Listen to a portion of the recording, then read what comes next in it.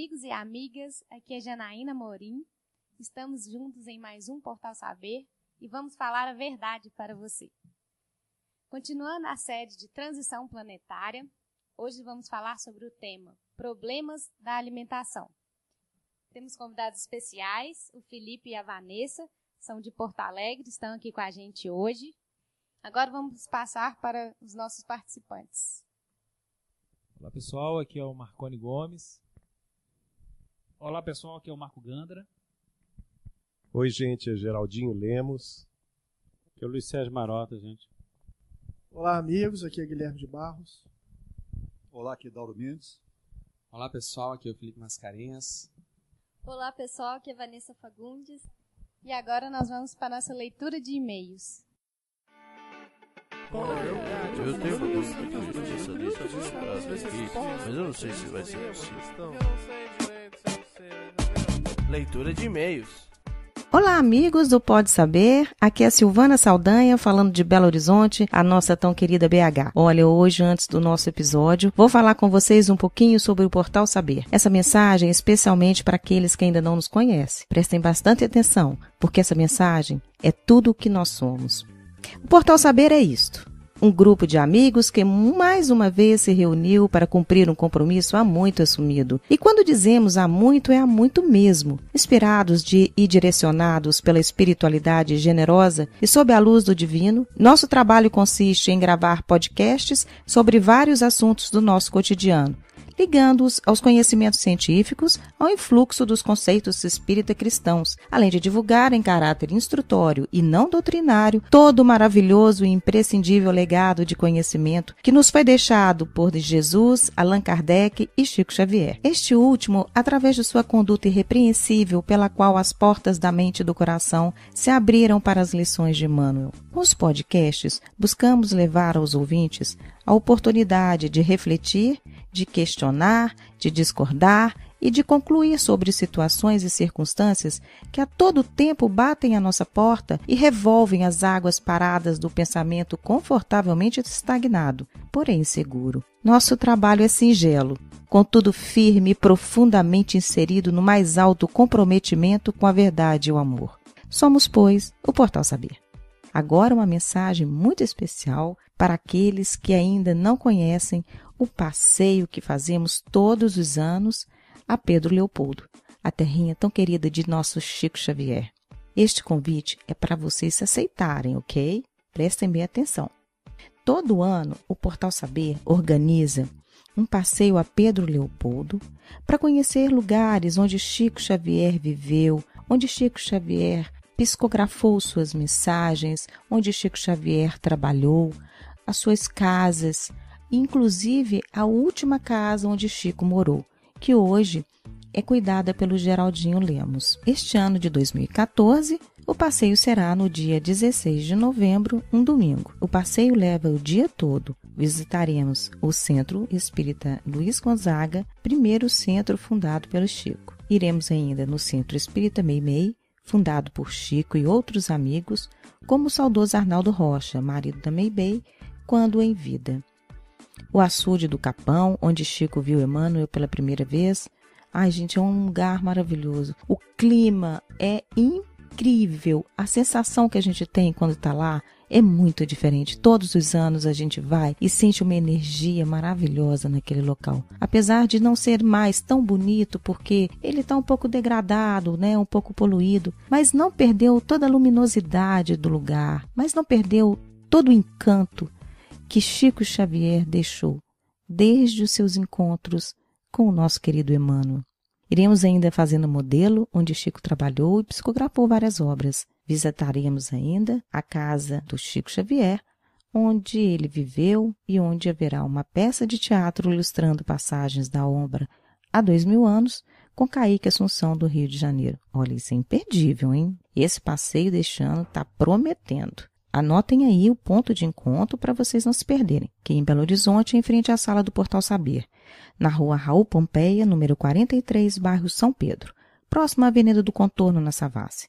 O encontro será às 7h30 da manhã e sairemos imprescindivelmente às 8 horas. Por favor, não se atrasem. Alguns lembretes são importantes. Usem roupas leves, tênis, leve muita água, coloque um boné, um chapéu, um protetor solar também é imprescindível. Pedro Leopoldo é muito quente, viu, gente? Haverá necessidade de realizar breves caminhadas. Não são caminhadas longas e nem cansativas. É perfeitamente possível fazer. Inclusive, pessoas que tenham um pouco de dificuldade serão amparadas. Não haverá nenhum problema. O passeio é inteiramente grátis. O custo, tanto do transporte quanto da alimentação, é de cada um. Aqueles que queiram realmente ir e que tenham disponibilidade em lugar nos carros, seria legal se vocês pudessem mandar mensagens para que a gente possa postar no nosso portal e aqueles que não tenham carona possam se identificar com eles. Aguardamos vocês. Por favor, não deixe de ir. Tenho certeza que vocês vão adorar. E no ano que vem, além de repetir o passeio, ainda levarão outros conhecidos. Um grande abraço e vamos para o nosso episódio.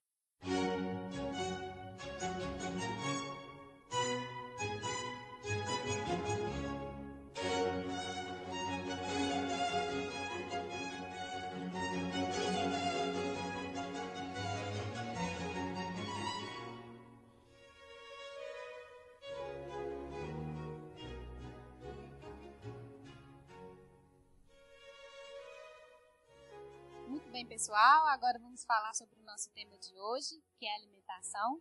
E o Felipe, nosso convidado especial, está aqui para falar uma experiência importante que ele teve e compartilhar para a gente.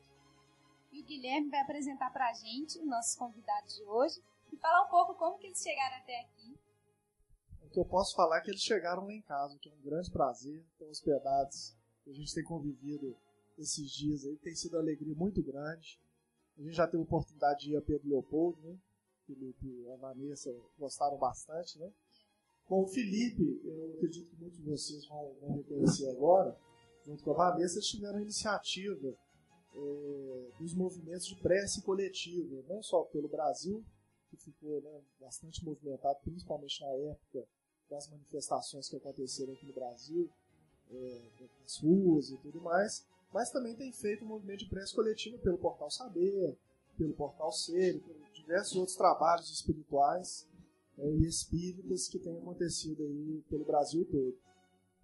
E a experiência do Felipe e da Vanessa nos estimulou a fazer um episódio sobre esse tema, que é um tema muito relevante, não só no aspecto espiritual, mas também no aspecto econômico, no aspecto de sustentabilidade planetária. É um tema que certamente vai impactar nesse período de transição e acredito que haverá grandes mudanças para o futuro nessa área, né, humana, digamos assim. Isso é muito importante. Eu ia fazer justamente essa complementação que você trouxe. Não é só uma questão de opção, não é só uma questão pessoal. É uma questão que tem um reflexo numa escala muito mais ampla, econômica, ambiental, social, até a questão do trato com os nossos irmãos que estão numa faixa evolutiva ainda inferior, né, ascendendo. Então nós vamos trazer esses vários reflexos de importância, porque essa demanda de carne, ela tem consequências gravíssimas que nós trataremos breve. Tio Felipe, você tomou assim, contato com essas informações e isso foi impactando na sua vida a partir de quando você, Vanessa? Mas simplesmente foi uma experiência natural. Foi natural. Nós começamos no primeiro processo de deixar de comer carne um dia. No dia tal eu não vou comer carne por determinado motivo. Depois de um tempo que se passou, passei a não comer carne no dia anterior. No dia anterior também não comi. E aí, naturalmente, as coisas foram progredindo. Aí, com o início do estudo da doutrina espírita, começando a ler, caiu nas minhas mãos o livro Missionários da Luz. E o que está narrado pelo André Luiz ali, né, pelo benfeitor Alexandre, que o André Luiz nos traz, é algo que me impactou muito.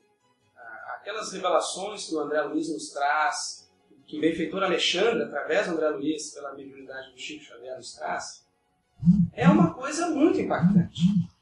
Mas, apesar disso, naquela oportunidade ainda não foi o suficiente para nos estimular a essa mudança na alimentação. O que veio realmente a nos impactar e nos motivar de uma vez por todas a entrar nesse processo de transformação foram algumas informações, alguns documentários que nos trouxeram impactos aí sim, com relação à ecologia, como o Daldo já nos comentou, né? O impacto que isso causa no planeta, mas sobretudo o que isso causa para os animais. Né? O que os animais passam para que nós possamos nos alimentar. E aí pode ficar para um outro podcast, não só para alimentação, para outras áreas também. Né? Mas isso é algo que nos impactou muito, nos estimulou. Né? Depois a gente até comenta sobre esse documentário, alguns deles. Mas inicialmente foi mais ou menos por aí. E eu queria colocar aqui, até para as pessoas que estão nos ouvindo, se situarem, né, o que é o vegetarianismo e os tipos, né, que existem, para as pessoas se situarem e entender um pouquinho sobre o que a gente vai falar. Então eu trouxe aqui umas diretrizes do Conselho Regional de Nutrição de São Paulo, e que ele coloca de forma bem clara para a gente fazer essa parte inicial da nossa conversa, mas para as pessoas entenderem, porque existe também muita má informação. As pessoas não entendem muito bem o que é ser vegetariano e os tipos que estão envolvidos nessa forma de se alimentar.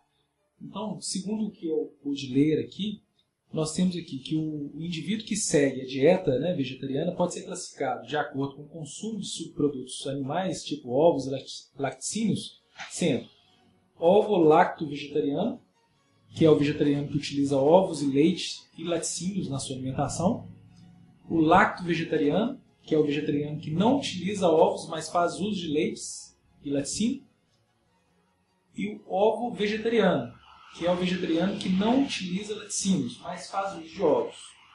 E o vegetariano estrito, que é o vegetariano que não utiliza nenhum derivado animal na sua alimentação e também é conhecido como vegetariano puro. E aí tem aquela questão do vegano, que é uma outra situação, que é o vegetariano estrito, que recusa o uso de componentes animais não alimentícios, como vestimentas de couro, lã e seda, assim como produtos testados em animais. Então, acho que é muito importante a gente fazer essa informação, essa parte introdutória, para as pessoas entenderem sobre o que nós estamos falando. Né? Apesar que o episódio, na verdade, eu acho que ele não é especificamente sobre vegetarianismo. Sim. E nem no sentido de... Até porque a maioria de nós aqui, né, com exceção dos gaúchos, ainda come carne, né, inclui carne na sua dieta. Mas nas nossas conversas informais, quando a gente se reúne, né, para celebrar, para estarmos juntos, para gravar os episódios, várias vezes nós já tocamos nesse assunto, né, Marconi.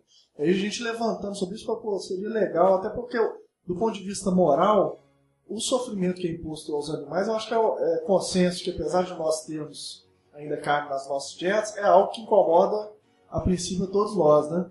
Exatamente. E da necessidade que a gente sente particular de conhecer um pouco mais sobre o tema, é que surgiu essa ideia de aproveitar a presença do Felipe e da Vanessa para nós gravarmos. E aí, dentro dessa pesquisa que eu trouxe para vocês aqui, a gente colheu quais são os motivos que levam ao vegetarianismo. E aí os motivos foram descritos, né, até pela ordem. Seria a ética, o outro motivo a saúde, o meio ambiente, motivos familiares, espirituais e religiosos. Aqui colocou inclusive o yoga como um outro motivo. Motivos filosóficos e a não aceitação pelo paladar. Ou seja, as pessoas que rejeitam a carne pelo sabor. E, para minha surpresa no primeiro momento, né, eu como médico achei que um dos motivos principais era pela saúde. E não é. O motivo principal é a ética, que envolve a percepção de que os animais são seres sencientes, capazes de sofrer ou sentir prazer e felicidade, e que leva os indivíduos a não quererem compartilhar com o abate e muitas vezes qualquer outra forma de utilização e exploração de animais para fins alimentícios, de vestuário ou cosméticos. Marconi, uma preocupação nossa, e você sendo médico e falando sobre a questão da saúde, o que você nos diz, ou melhor, o que você diria para aquele amigo, aquele companheiro nosso que está escutando esse podcast e de repente se sinta sensibilizado em modificar a sua alimentação? Como médico, o que você sugeriria para esse nosso amigo, esse nosso companheiro ouvinte? Isso é importante que você falou, Gandra, porque essa transição e esse processo ele tem que ser feito de uma forma estudada, com acompanhamento, não é de qualquer forma, porque o nosso corpo ele necessita de ser nutrido para manter seu equilíbrio. Então não é de qualquer forma que a gente pode abandonar uma coisa e não a substituir por outra. E outra coisa interessante é que em cada categoria que o Marconi descreveu antes, existem várias gradações, que a pessoa pode fazer uma transição e aos poucos se adaptar naquela posição mais confortável ali e aos poucos ir avançando, mais ou menos, né, na medida que tiver vontade, né? Mas lembrar que para cada tipo daquele, você tem várias gradações. É aquele que a gente fala entre o preto e o branco, você tem infinitos tons de cinza, né? Então, trazendo uma pesquisa e também respondendo depois em seguida a pergunta do Gandra, eu trouxe uma estatística aqui de 664 vegetarianos que foram atendidos em São Paulo de 2008 a 2010. E eles fizeram uma avaliação desses vegetarianos e classificaram da forma como eu coloquei para vocês. Então, eram ovo-lacto-vegetarianos, ou seja, comiam ovos e laticínios, 67%. Vegetarianos estritos, não comiam nem ovos nem laticínios, 22%. Lacto-vegetarianos, comiam derivados do leite. Ovo-vegetarianos, comiam derivados do ovo, né, e etc. 1%. E os lacto-vegetarianos, 10%. Então, a maioria eram ovo-lacto-vegetarianos. Então, tinha uma proteína presente. Tinha proteína presente. E aí, quando eles foram perguntados qual que era o objetivo deles, a maioria deles era seguir para o vegetarianismo estrito. E aí, estudando um pouco mais, eu tentei ver se isso seria possível do ponto de vista da saúde, chegando para a questão do Marco Gandra. E a questão do ovo-lacto vegetariano, que é o que consome ovo e laticínio, é perfeitamente possível. Na verdade, na dieta que contempla ovos e laticínios, eles estariam completamente suplementados do ponto de vista proteico, do ponto de vista das vitaminas, etc. No vegetarianismo estrito, é aquela pessoa que não vai comer nem ovo, nem derivados do leite, aí essa pessoa precisaria fazer algum tipo de suplementação, especificamente de vitamina B12 e de ômega 3. Então, depois nós vamos falar de outros aspectos relacionados. Então, é possível. As sociedades científicas, não só as sociedades dos vegetarianos, mas as sociedades científicas dos conselhos de nutrição, não colocam nenhum empecilho para que a pessoa se torne vegetariana. É totalmente possível, desde que, respondendo a pergunta do Gandra, a gente faça um acompanhamento nutricional adequado. Então, não querendo levantar nenhuma bandeira, né? Não é esse o objetivo do podcast. Então, falando do ponto de vista médico, do ponto de vista nutricional, quem optar de uma forma consciente, de uma forma adequada, né? Sem nenhum tipo de radicalismo, e depois eu vou citar o próprio Chico Xavier no programa Pinga Fogo, essa pessoa está completamente tranquila para seguir esse caminho.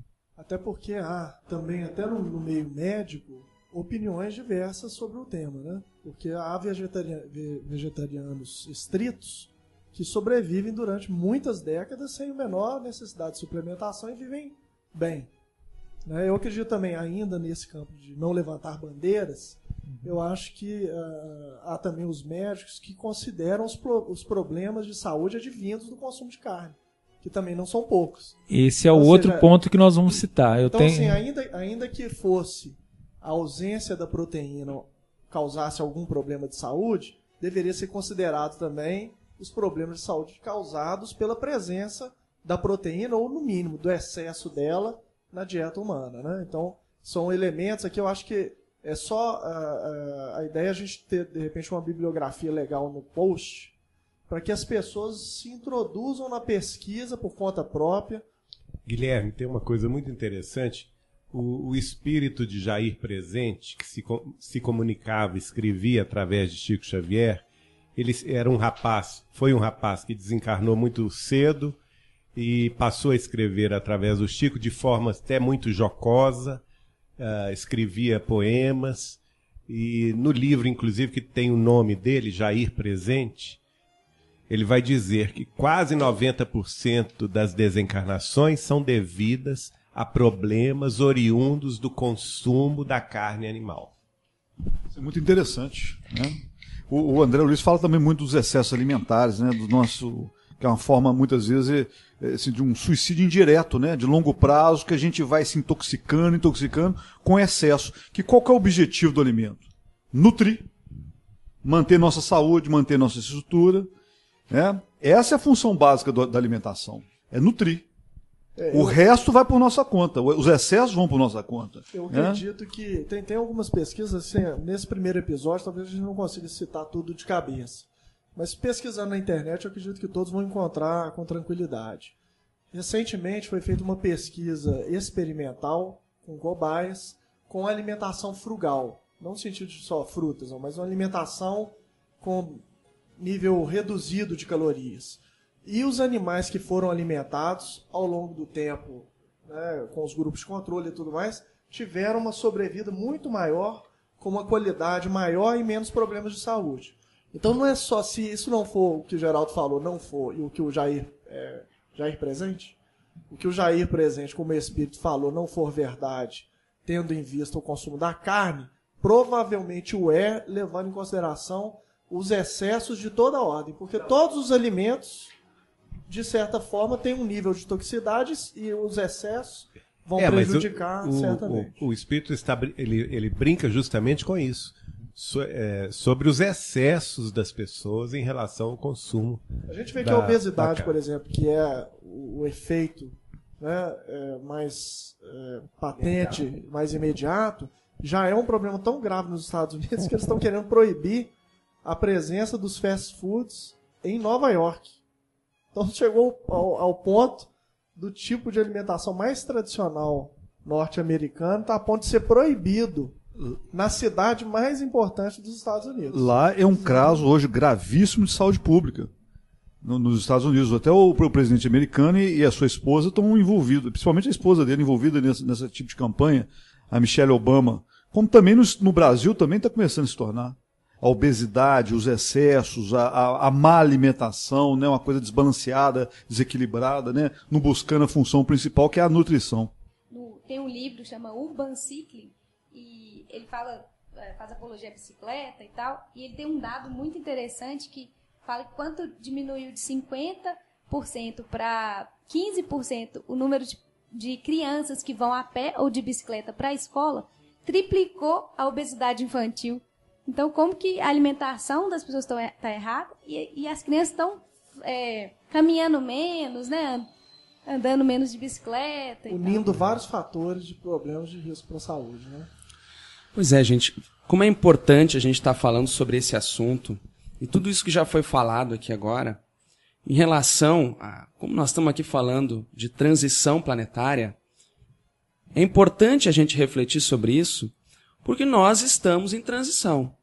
Não só em transição planetária, como cada um de nós está num processo de transição. Transição do quê? Uma transição evolutiva.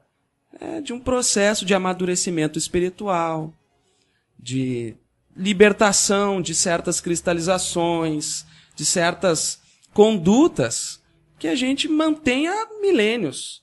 O Alexandre, ele fala sobre isso nesse capítulo que eu mencionei, do Missionários da Luz. Vamos ouvir, então, esse trecho mencionado pelo Felipe Mascarenhas, do livro Missionários da Luz, em que o Alexandre, mentor, dá algumas orientações e alguns informes sobre a alimentação. Capítulo 4 do livro Missionários da Luz, Vampirismo, a partir do momento em que André Luiz expõe a sua estranheza à infeliz condição de muita gente na Terra que vive à mercê de vampiros invisíveis. Indaga ele então: e a proteção das esferas mais altas? E o amparo das entidades angélicas? A amorosa defesa de nossos superiores? E daí prossegue a resposta de Alexandre, que vai justificar que nós não merecemos essa proteção, justamente porque nós somos vampiros dos animais. E é interessante, então, essa explanação do instrutor Alexandre vai nos falar dessas cristalizações. E sempre que a gente vai falar desse assunto da alimentação, e aí eu posso falar das situações que eu já vivenciei dentro do movimento espírita, especificamente falando, né, porque foram as experiências que eu vivenciei, sempre que a gente levanta, enfim, se alguém descobre que a gente né, somos vegetarianos, enfim, as pessoas querem saber, querem conversar sobre isso. E muitas vezes, com algumas exceções, a gente percebe que as pessoas na argumentação ficam agressivas. Porque as pessoas querem impor um ponto de vista de uma forma até mesmo agressiva. Então, de uns tempos para cá, a gente até evita um pouco entrar no assunto para não entrar em contendas. Mas isso é interessante, porque a gente sente que é... Felipe, mas de um tempo para cá, qualquer assunto no espiritismo está sendo complicado. Então, isso eu vejo, até para deixar vocês mais tranquilos, isso não é só por conta da alimentação, mas isso está num nível, acho que, mais generalizado em vários outros assuntos. É interessante que essa questão é tão polêmica mesmo, principalmente da alimentação, né? Que a gente foi ver, a gente estava estudando antes da gente vir para cá e para essa conversa, e lembramos do livro Nosso Lar, em que a gente vai perceber que numa cidade espiritual, como o Nosso Lar, o André Luiz relata lá que ele estudando com um instrutor, aprendeu que Nosso Lar vivenciou um período de grande ebulição social por causa da alimentação. Está lá no capítulo 9, o problema da alimentação. Então, os espíritos ficavam indignados com a política, né, com uma certa mudança que se estava implementando na alimentação. Houve protestos. Diga-se de passagem o seguinte, o governador de Nosso Lar teve 20 anos de paciência. 30 anos, está descrito. Foi 30? 30 anos. Então teve 30 anos de paciência, buscando instrutores da vida maior para transmitir aos habitantes da cidade que eles precisavam melhorar a sua prática alimentícia, né? E, no entanto, a população foi adiando esta renovação. E quando ele proíbe o consumo de proteínas e carboidratos, né, manda inclusive fechar os portões de Nosso Lar com umbral. Pela primeira vez, vez, ligar as cercas elétricas de proteção. Exatamente. Por quê? Porque havia um mercado clandestino. Está lá escrito em André Luiz isso. Havia um mercado negro, contrabando com umbral. Aí quando ele manda fechar, aí houve um protesto geral, principalmente dos nutricionistas, dos matemáticos, lá do Ministério Somos nós. Do Ministério do Esclarecimento. Aqueles integrantes do Ministério do Esclarecimento, segundo André Luiz, foram os mais radicalmente contra a mudança. E é interessante ver o seguinte, que essa atitude dele tem um propósito. Porque na medida que a gente está mais animalizado, mais apegado à matéria, a gente está mais distante da nossa espiritualização. Então, quando ele fez um ajuste mais fino nesse processo, tem uma razão de ser, que é a busca da espiritualização. Ele, como coordenador de um processo maior, como um gestor de uma cidade espiritual, ele quis implementar mais esse processo em direção à espiritualização, e esse apego às coisas mais materializadas, através de alimentação, as coisas mais inferiores, ou dizer assim, menos espiritualizadas, era um processo que precisava ser resolvido, né? E a alimentação passa por isso, porque quando a gente está ainda preso a sensações, precisando de sensações mais do que sentimento, até porque nós ainda estamos numa fase muito animalizada, e isso tem que ser vencido. Dauro, tem uma coisa interessante, que eu gosto sempre de dizer, né? Ser vegetariano não pressupõe evolução espiritual. Mas a nossa evolução espiritual passa pelo vegetarianismo, por essa mudança na alimentação, não só pelo vegetarianismo, por uma mudança na alimentação, uma mudança de consciência em relação à ecologia, aos impactos que os produtos que eu consumo causam no ambiente em que eu vivo, no planeta que eu vivo. Afinal, como nós aprendemos com a doutrina espírita, no Livro dos Espíritos, nós estamos aqui para crescer espiritualmente, para fazer o nosso processo de evolução, mas para cooperar com Deus na obra da criação, aperfeiçoando a obra da criação. É uma questão do Livro dos Espíritos. E como é que nós vamos aperfeiçoar a obra da criação? Infligindo dor, infligindo padecimentos aos nossos irmãos, né? Não se trata aqui, eu ressalto isso novamente, né, da gente começar a se sentir culpado, não é isso. Mas a gente gosta de lançar a reflexão no ar, para que aos poucos a gente comece a tomar consciência de que uma atitude às vezes simples nossa, às vezes de escolher um produto numa prateleira do supermercado, às vezes de optar por trocar uma refeição na semana, isso tem consequências enormes numa escala, né, em cadeia, numa reação em cadeia. Ô Felipe, sobre isso, uma vez nós entrevistamos o Chico Xavier. A entrevista já está publicada no livro Mandato de Amor, que foi publicado em 1992. O subtítulo é Questões a que a Espiritualidade Responde. E sobre os animais, em determinado trecho, o Chico responde assim: se nós já sabemos que a lei divina institui a solidariedade entre os seres, por isso podemos facilmente concluir que a nós, seres humanos, Deus outorgou a condução e a proteção de nossos irmãos mais novos, os animais. E o que é que estamos fazendo com esta responsabilidade santa de proteger e guiar o reino animal? Como é que a humanidade terrestre tem agido com relação aos animais nos inúmeros séculos de nossa história? Porventura nós, os homens, não temos nos convertido em algozes impiedosos dos animais, ao invés de seus protetores fiéis?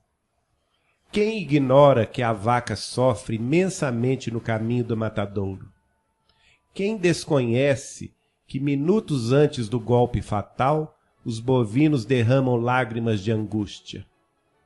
Não temos treinado determinadas raças de cães exaustivamente para o morticínio e o ataque? Que dizermos das caçadas impiedosas de aves e animais silvestres unicamente por prazer esportivo? Que dizermos das devastações inconsequentes do meio ambiente? Tudo isso resume-se em graves responsabilidades para os seres humanos. A angústia, o medo e o ódio que provocamos nos animais altera-lhes o equilíbrio natural de seus princípios espirituais, determinando ajustamentos em posteriores existências, a se configurarem por deformações congênitas. A responsabilidade maior recairá sempre nos desvios de nós mesmos, os seres humanos, que não soubemos guiar os animais à senda do amor e do progresso segundo a vontade de Deus.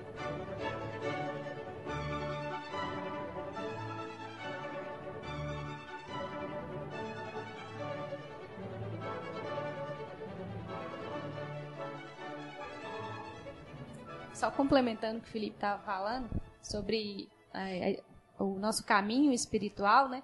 Cada um tem o seu. O próprio Chico falava, cada um tem seu caminho, tem sua hora de parar de comer carne ou de não parar nessa vida mesmo, nas próximas. Então, o que não quer dizer que a pessoa não está refletindo sobre outras coisas. Então, é importante a gente falar isso pro pessoal para todo mundo ficar tranquilo. Isso. Ô, Jana, eu falo o seguinte, que eu realmente estava conversando com o Felipe esse final de semana, eu já estou sensibilizado. E, ao ouvir uma mensagem dessa, dói ao coração. Ao ver um matadouro, é algo que me constrange profundamente. Mas, não sei se por vício, não sei se por necessidade ou a mistura das duas coisas. E eu, particularmente, eu sinto uma grande dificuldade de abrir mão da carne. Mas nem é aquilo que a gente estava conversando antes de fazer a gravação, e até com o Luiz Sérgio aqui e tudo mais. Com certeza, eu não sei se nessa encarnação, mas muito provavelmente na próxima a gente já vai estar por uma situação até mesmo do mundo, por condições de ter alimentos mais alternativos, como o Dauro estava comentando com a gente outra vez aí, impressão de proteína que já está ocorrendo, e aí assim a gente vai ter um rol de possibilidades. Então a gente está falando nisso, e deixa bem claro, porque muitas das pessoas se sentem angustiadas, isso pode levar até um processo depressivo, porque sabe que aquilo não é legal, mas ainda não consegue abrir mão. E muito interessante é o seguinte, às vezes, no momento, nessa situação atual, existe coisas muito mais graves a serem trabalhadas nessa encarnação do que a sua preocupação com a carne. Então, não se preocupem, eu acho que é um processo, a gente não tem que ter a pretensão de ser radicais, e até porque a gente pegando um pouquinho aí, o Guilherme de Barros gosta de falar, né, muito do pessoal oriental, né?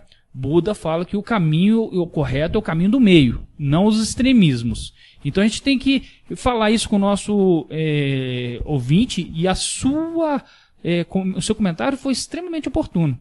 Aqui, complementando o que você acabou de falar, o Chico Xavier falava que a gente tem que ter caridade com a gente mesmo, para a gente não desanimar. Então a gente tem que ter caridade com a gente mesmo, porque nós temos limites, né? Para que a gente não desanime na caminhada. Tem eu acho que é um momento muito oportuno para a gente colocar algumas estatísticas.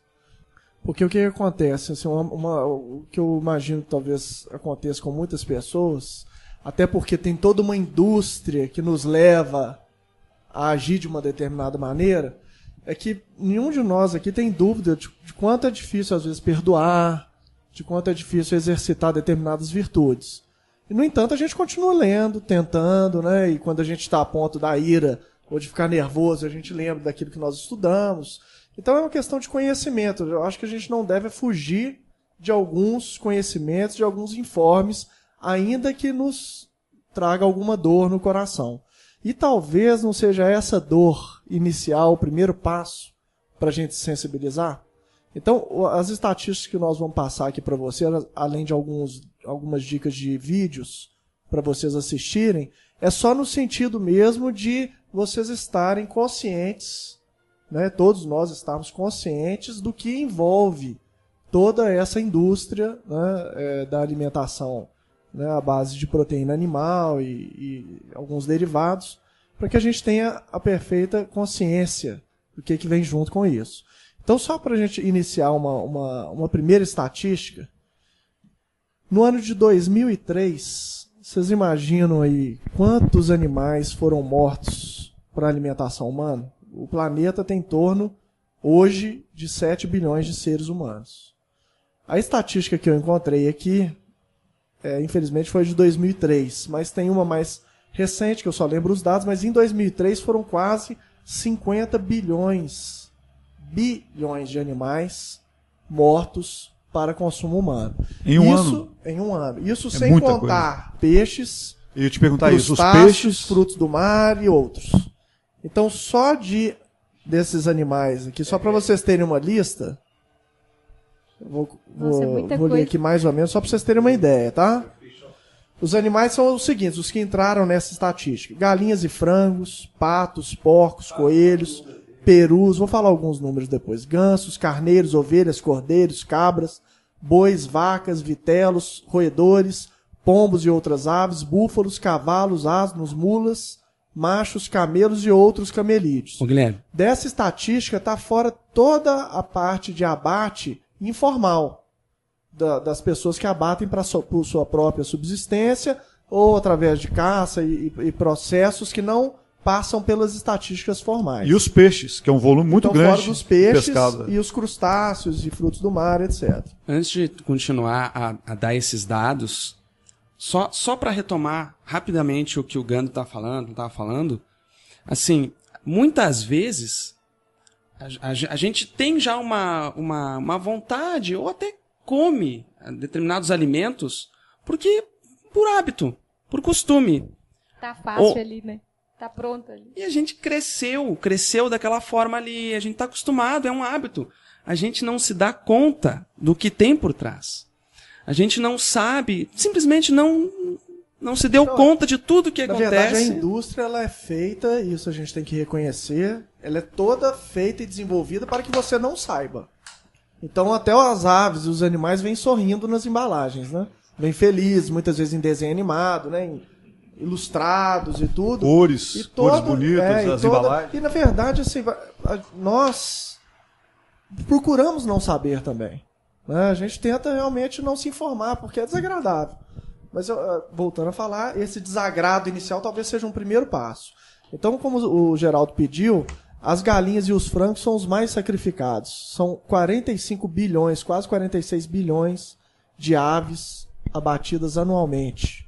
1 bilhão de porcos, 2 bilhões de patos, quase 1 bilhão de coelhos, mais de 500 milhões de perus, bois e vacas e vitelos, 292, quase 300 milhões de animais. Então, assim, para aqueles que falaram sobre os peixes, nós vamos deixar um dos documentários, nesse caso aqui, um que a gente encontrou agora mesmo, do Greenpeace, sobre pesca de arrasto. Se vocês quiserem, é só pesquisar no Google pesca industrial. Problemas da pesca industrial, e aí, pelas pesquisas, vocês vão vendo. As estatísticas apontam que cerca de 2/3 das espécies que são utilizadas para a alimentação, né, dos mares e tudo, ser recolhidas de maneira industrial, já estão ou à beira da extinção ou com grande risco de não terem reservas suficientes para as próximas décadas. Guilherme, eu vou comentar uma coisa que é interessante, curiosa e triste ao mesmo tempo.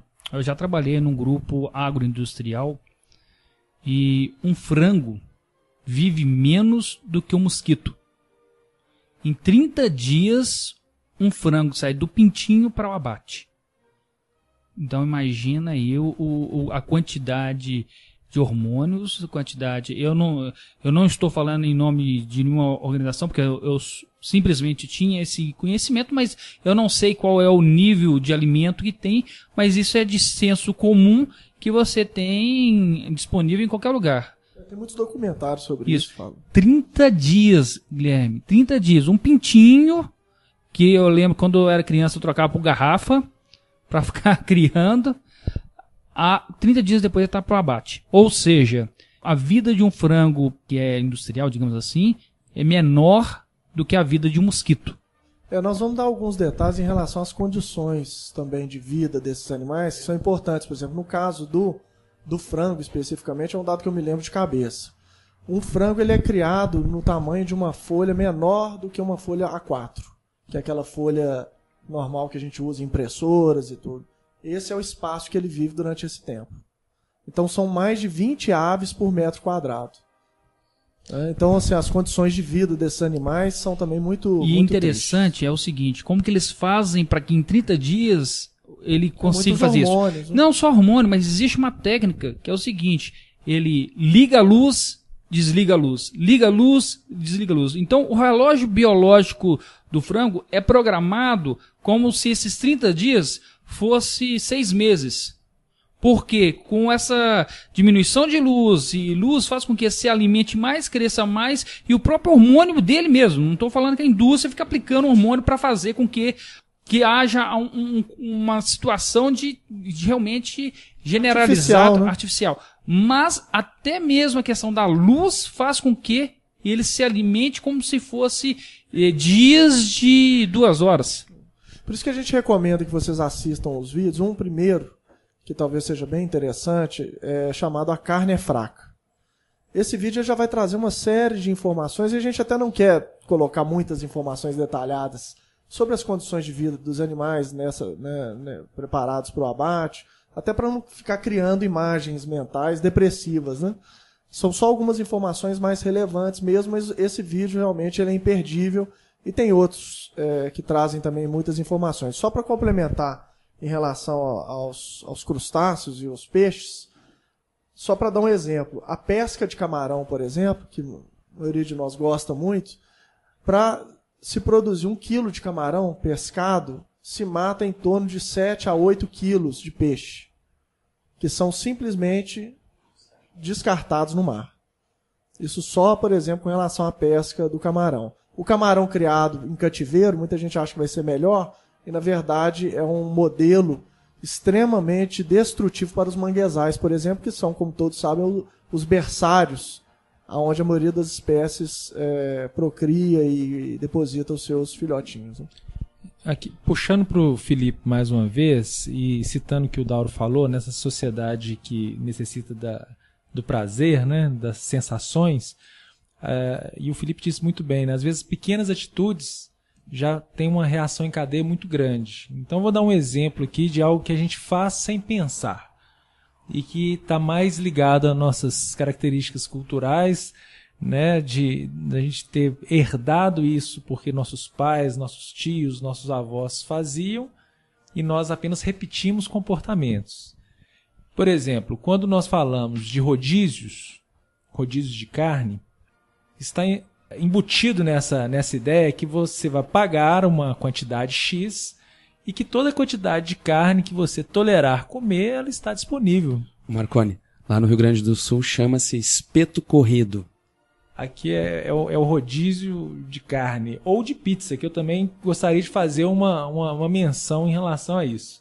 Por quê? Quando você é convidado para uma confraternização e o local é um rodízio, você vai pagar um preço X. E aí toda a carne do mundo vai chegar no seu prato. E somente a sua saciedade vai dizer até onde você vai tolerar comer. Ou seja, você vai comer muito mais do que o necessário.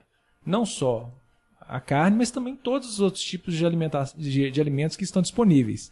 Ainda vai sair e falar, comi o que eu paguei, né? Exatamente. E, na verdade, você pode ter comido o que você pagou, mas não comeu o que era realmente necessário para você. Mas vai pagar o pato. E vai pagar o pato. E outro detalhe que é importante aí, até uma das consequências. Todo excesso na alimentação que você pratica, você está tirando da boca de outros. Uma pesquisa que teve uma determinada época que, por exemplo, um americano consumia 9 vezes mais do que um africano. Então, na medida que ele está se excedendo, além de ele estar destruindo a sua saúde, ele está demandando mais alimento, mais comida, mais recursos do planeta e tirando daqueles que não têm nada. 1 bilhão de pessoas passam fome no mundo. É o desperdício. É o desperdício. Só para dar uma outra estatística que é perfeitamente adequada para isso que o Dauro falou, só para vocês terem uma ideia. Algo entre 60% e 80% dos cereais produzidos no mundo vão para alimentar os animais. Esses animais que nós estamos vendo aqui, que vão ser abatidos.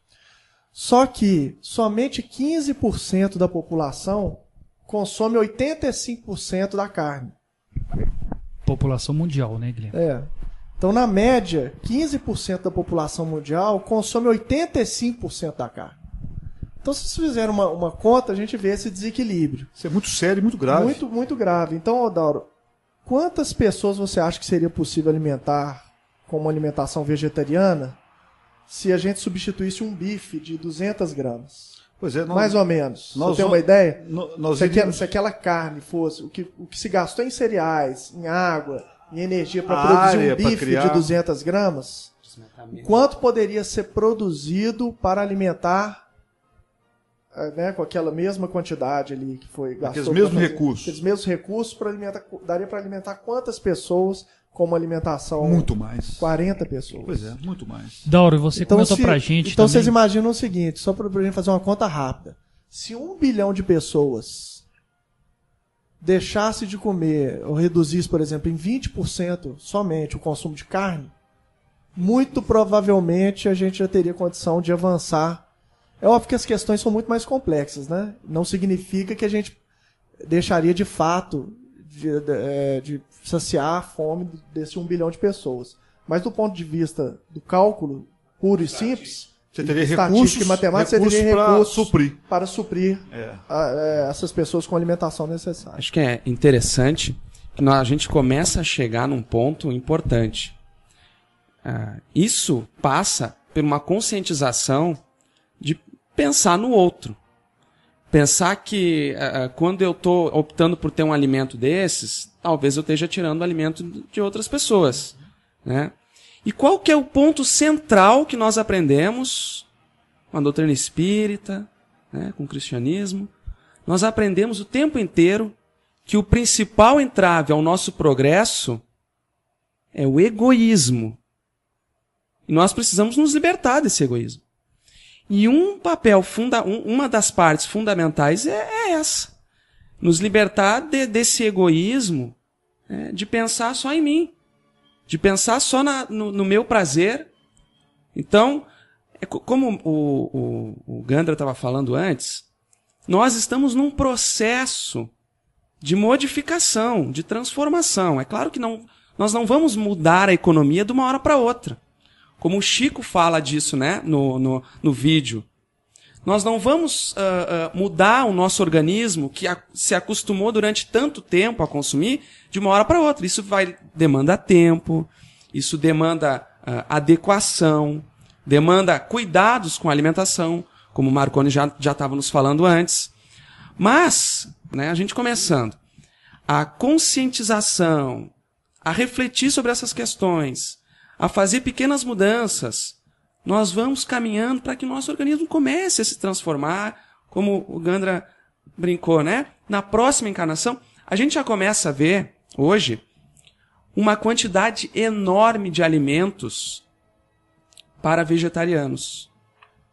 Hambúrguer, já tem hambúrguer de soja, né? E feitos com outros cereais. Eu gosto sempre de falar, né? Nós conhecemos um casal numa praia lá de Santa Catarina, que eles produzem um alimento, um pó, que faz uma espécie de um bife, que ele é enriquecido e tem 100% do que você precisa de vitamina B12 para um dia. É claro que isso varia de pessoa para pessoa, né? Essa necessidade de vitamina B12 varia de pessoa para pessoa. Mas, assim, ela tem uma grande quantidade de vitamina B12 para aquela pessoa. Então, a gente começa a ver um início de uma mudança, para que logo ali adiante, essa mudança se torne cada vez mais possível. Gostaria só de ler um textozinho aqui. É um texto forte, mas para lembrar mais ou menos do Consolador, livro Psicografia de Chico Xavier, a fala de Emmanuel. Perguntaram a Emmanuel o seguinte, pergunta 129. É um erro alimentar-se o homem com a carne dos irracionais? O Emmanuel diz o seguinte. A ingestão das vísceras dos animais é um erro de enormes consequências, do qual derivaram numerosos vícios da nutrição humana. É de lastimar semelhante situação, mesmo porque, se o estado de materialidade da criatura exige a cooperação de determinadas vitaminas, esses valores nutritivos podem ser encontrados nos produtos de origem vegetal, sem a necessidade absoluta dos matadouros e frigoríficos. Temos de considerar, porém, a máquina econômica do interesse e da harmonia coletiva, na qual tantos operários fabricam seu pão cotidiano. Suas peças não podem ser destruídas de um dia para o outro, sem perigos graves. Consolemo-nos com a visão do porvir, sendo justo trabalharmos dedicadamente pelo advento de tempos novos, em que os homens terrestres poderão dispensar da alimentação os despojos sangrentos de seus irmãos inferiores. Lembrar que essa questão também da preocupação dos espíritos com a economia, não é? De que, de fato, se todo mundo parar de uma hora para outra também, muita gente fica sem emprego, muita gente pode ser prejudicada. Olha só como é que os espíritos, gente, a caridade está em primeiro. Fora da caridade não há salvação, né? A verdade está aí clara. O Emmanuel começa dizendo, é um erro grave. E ao mesmo tempo, como corrigir esse erro? Com muito cuidado, com muita parcimônia, para que não haja pessoas prejudicadas, principalmente as pessoas humildes, não é? O Chico nos contava um caso que o primeiro a escrever contra o consumo de carne foi o espírito de Humberto de Campos. Então ele escreveu uma página assim bastante forte contra e atacando a indústria do consumo de carne animal. E assim que o Chico acabou de psicografar, o Emmanuel apareceu para ele e falou assim: Chico, essa página do nosso irmão Humberto não passou pelo nosso crivo. Então você faça o favor de rasgá-la. E o Chico ficou muito surpreso com aquilo, porque a página tinha todo um fundo moral de ensinamentos também, não é? E ficou assim meio assim até surpreso com a reação do Emmanuel. E perguntou ao Emmanuel: mas por que o senhor quer que eu rasgue? Porque a página é muito verdadeira. Eu disse: não, verdadeira ela é, mas a humanidade terrestre ainda não está preparada para ela. Porque nós temos que considerar os milhões de trabalhadores que estão em função nas indústrias, nos frigoríficos e também na venda de produtos, e que milhões de famílias se sustêm com essa comercialização. Então esse será um processo mais lento do que previu o nosso irmão Humberto. Mandou o Chico rasgar e o Chico rasgou e o Chico rasgou a página. Agora, anos depois, o curioso é isso, né? Alguns anos depois, o próprio Emmanuel, na pergunta 129 do livro Consolador, rasga o verbo. E mais tarde, o André Luiz, no capítulo 4 de Missionários da Luz, também vai citar o assunto. Estava lembrando aqui da prática primitiva de jejum e oração, que é uma prática cristã, que não é muito divulgada nem no nosso meio espírita, né? Que é uma prática de disciplina também. É lógico que a gente não vai dar conta de viver em jejum e oração, porque até nossas atividades diárias nos exigem alimentação, né? Mas era uma prática que Jesus nos ensinou e que vem da origem do cristianismo, né? À medida que a gente for desenvolvendo a caridade, a doação, né? A gente vai ter um trabalho, o fulano está exigindo hoje que eu faça um jejum, uma oração em prol de ajudá-lo, de conversar com ele, de dar uma ajuda espiritual, de realizar um trabalho de auxílio, que todos os cristãos maiores aí que a gente conhece, com certeza faziam, né? Desde Madre Teresa, sem dúvida o Chico Xavier, né? No momento de ajuda espiritual mais forte, e outros grandes espíritos, que foram exemplos para nós. Então, todo o esforço de renúncia é um esforço de doação mesmo, e é uma disciplina, né? É um esforço de espiritualização, mas é uma disciplina, sem dúvida. Pois é, Lívia, aproveitando o que você falou em relação ao jejum, que é um outro tema, que de uma certa maneira está dentro de alimentação, e eu me sinto razoavelmente confortável para tocar nesse assunto, porque foi um campo de pesquisa meu durante 5 anos, mas eu não vou entrar em detalhes, apenas citar algumas informações para aqueles que quiserem conhecer um pouco melhor sobre o jejum, né, com 3 livros, que eu acho que são interessantes. Jejum Curativo e Saúde pela Alimentação Correta, e Tratado Geral dos Tóxicos, cujo subtítulo é Das Castanhas à Heroína. Porque, na verdade, as propriedades ditas espirituais do jejum, pelas pesquisas, pelo menos que eu fiz, tem muita relação com a desintoxicação do organismo. Então, à medida que a gente se abstém, trata-se de uma desintoxicação progressiva do organismo e que, a partir dessa desintoxicação, ressalta faculdades espirituais e capacidades espirituais que estão, de certa forma, adormecidas, em grande parte também por causa do nosso regime dietético. Então, nesses 3 livros, os 3 do mesmo autor, que é o professor Mário Sanches, que é uma das maiores autoridades, pelo menos que eu sei, no Brasil sobre esse tema da desintoxicação alimentar, eles tratam bem detalhadamente desse assunto e são um curioso material de pesquisa, sempre ressaltando, né, gente, como a gente fala aqui, que os livros, os materiais que a gente indica que não sejam do Chico, das obras da codificação, devem ser passados por um crivo ainda mais detalhado e rigoroso, e guardar aquilo que é bom, dispensar aquilo que porventura não for bom aos olhos do amigo leitor aí, mas esses 3 livros parecem bem interessantes. Isso é muito interessante, gente, porque esse processo de espiritualização é milenar. E todo mundo que entra no processo de espiritualização vai começar, como você estava dizendo no início, né? Acaba que passa por aí, né? Eu vou contar um caso meu, por exemplo, que uma vez eu comecei a passar mal do estômago numa quarta-feira, e muita indisposição, e não conseguia comer nada direito. Passei a semana de quarta até sábado só tomando sucos, comida muito leve, praticamente em jejum.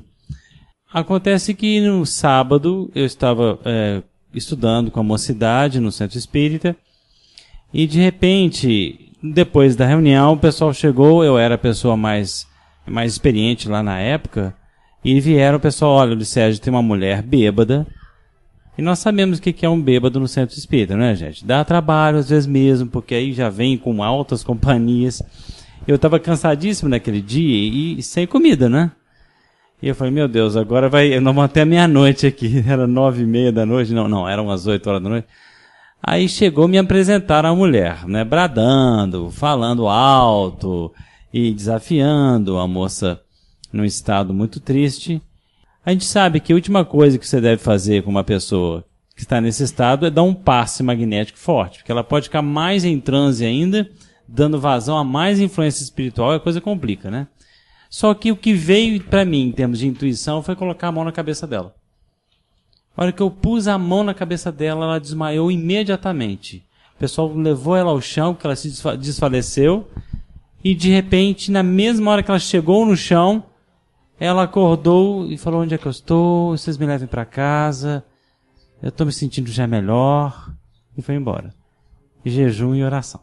Fiz um jejum forçado, que se fosse por minha conta eu não teria feito, né? Mas como eu passei mal, ou seja, ficou visível a proteção espiritual para eu enfrentar, que ia ser uma situação bem delicada, mas se eu não tivesse feito aquele jejum, se eu não tivesse num estado de espiritualização maior, muito dificilmente talvez eu tivesse dado conta daquele recado do jeito que eu dei, que eu mesmo fiquei surpreso, que eu só encostei a minha mão na cabeça dela para fazer uma oração e ela caiu desmaiada e voltou a si sem aquele estado de transe.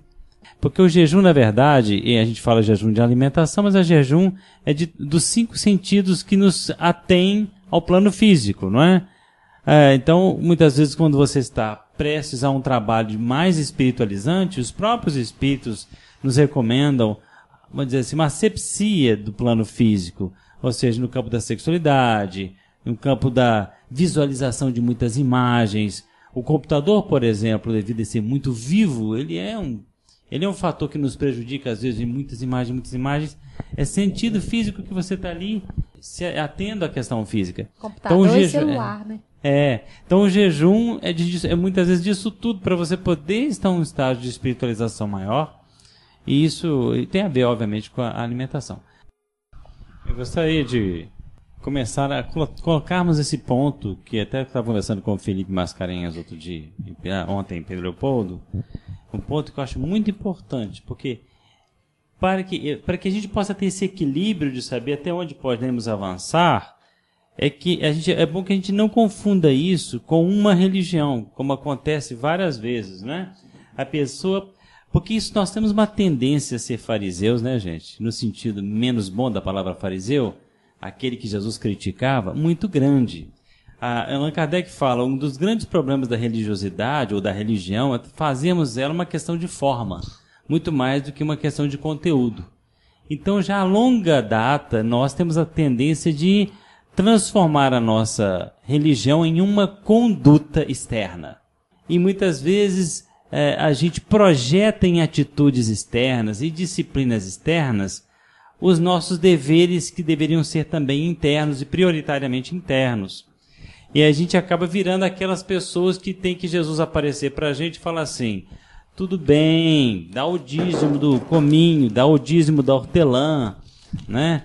Tudo bem, lave as mãos antes de comer, tudo bem, não coma carne que foi utilizada para os ídolos, para a adoração de ídolos, mas ame o próximo, por favor, né? Ame a Deus acima de todas as coisas, porque muitas vezes a gente projeta nisso. Vou contar para vocês a minha própria experiência. Eu nasci Numa casa as pessoas comiam tudo normal, mas depois o meu pai falecido, eu tinha 13 anos, e meus irmãos eram muito esotéricos, se tornaram mais espiritualistas, e todos se tornaram vegetarianos, né? Minha casa, desde os 13 anos, ninguém mais comia carne, e minha mãe se tornou uma cozinheira vegetariana. E éramos, de certa forma, radicais nesse sentido, né? Aliás, éramos ovo-lacto-vegetarianos. A gente tomava ovo e leite, comia ovo e tomava leite. Mas aí depois, mais tarde, eu saí de casa, fui para a faculdade, e eu lembro que no bandejão da faculdade a senhora tinha muita dó de mim, porque eu comia arroz, feijão e o resto era ovo, né? Então eu já botava uns 3 ovos de uma vez naquela saladinha de alface. Eu comecei a ter uns adoecimentos fortes e sair do corpo. Nessa época eu estava fazendo muito desdobramento. Num desses desdobramentos, eu fui levado a um hospital. Eu estava tinha pegado uma gripe muito forte. E nesse hospital, um médico me falou: você vai ter que pôr o frango na sua dieta. Achei aquilo muito interessante, né? Por quê? Não, põe o frango, olha o seu estado, você põe o frango na sua dieta. E realmente depois eu vi que eu não tinha adaptado a coisa. Eu tinha saído de uma casa em que minha mãe fazia até bife mal passado vegetariano. O sangue era caldo de beterraba, né? E de soja, né? E eu estava ali comendo arroz, feijão e ovo. Então uns pedacinhos de queijo. Eu não estava adaptando e a minha rotina era muito forte. Eu trabalhava no banco de 7 a 1 da tarde, depois de 2 às 6 dando aula, depois de 7 às 10 da noite na universidade. Era uma rotina muito difícil, chegava em casa muita coisa para fazer e eu dormia umas 4 horas, 5 horas por noite. Então, isso para uma pessoa que tem uma rotina assim, querer ser vegetariana, né, sem o suporte, eu ia ter um desencarne prematuro de repente. Então o cara me chamou a atenção, espiritual. Falta, pelo menos o frango, que realmente é uma carne vermelha, eu nunca consegui nem me readaptar.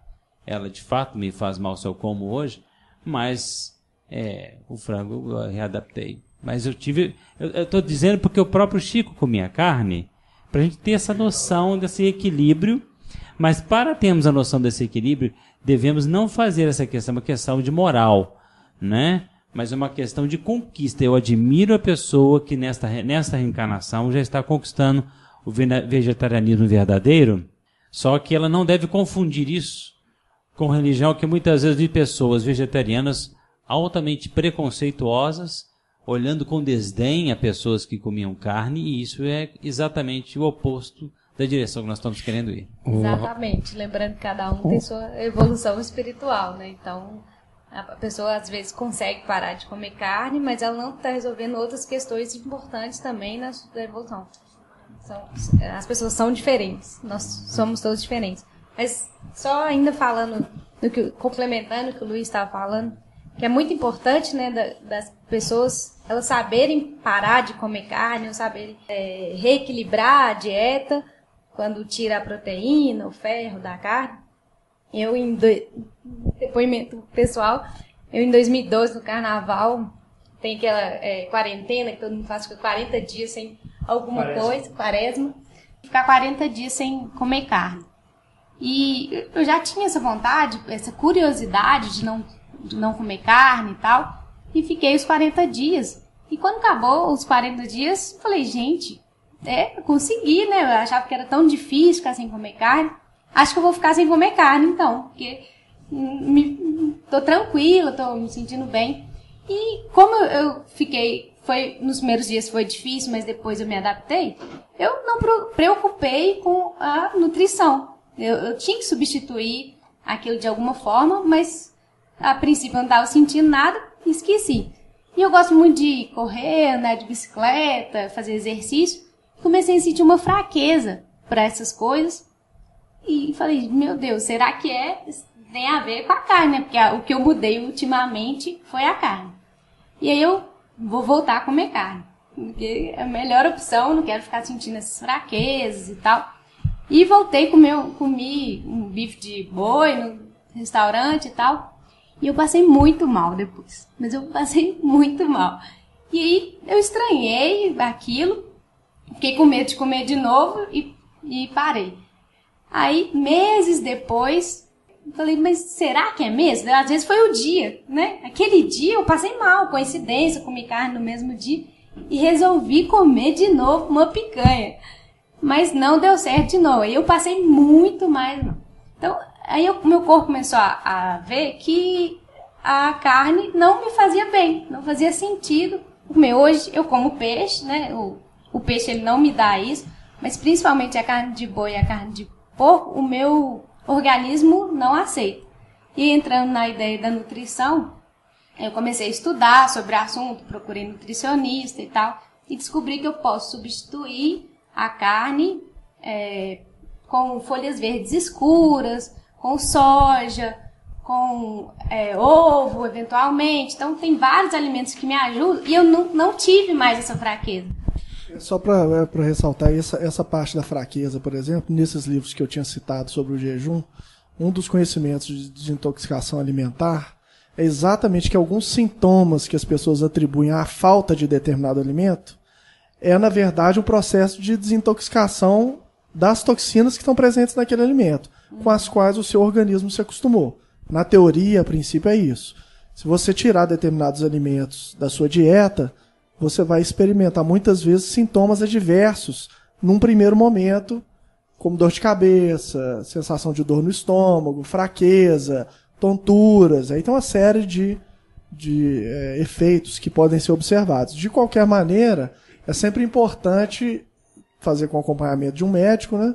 Mas também se informar de maneira autodidata, digamos assim, né? Sobre outras fontes de pesquisa e de conhecimento, que não seja só os médicos, muitas vezes estão doutrinados já para uma determinada área, né? Ou para uma determinada visão. Fazer um acompanhamento de exame de sangue, né? Eu faço e tenho essa certeza de que está tudo bem. Além de me sentir bem, eu me sinto bem e os exames comprovam que está tudo bem mesmo, né? Aproveitando essa fala, eu quero dizer o seguinte. Nós conversávamos aqui no final de semana, eu comentei que o Bill Gates estava investindo uma grana pesada para o desenvolvimento de um produto. Aí eu pesquisei, agora fui ver.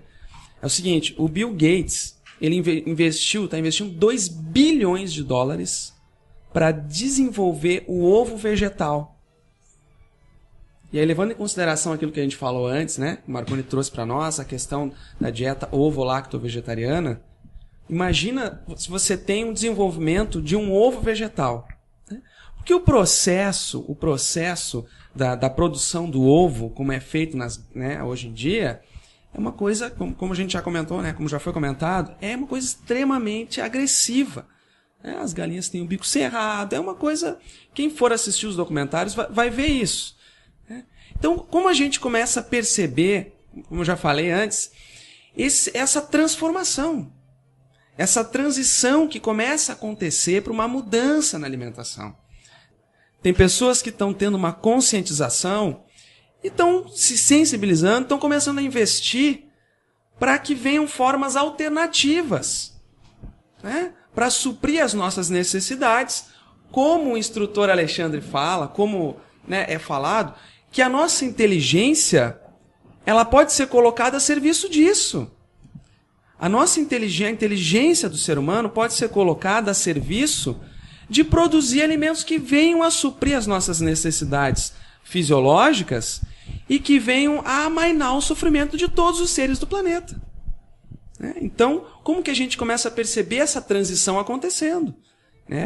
Esse início da mudança no planeta. É muito importante isso, Felipe.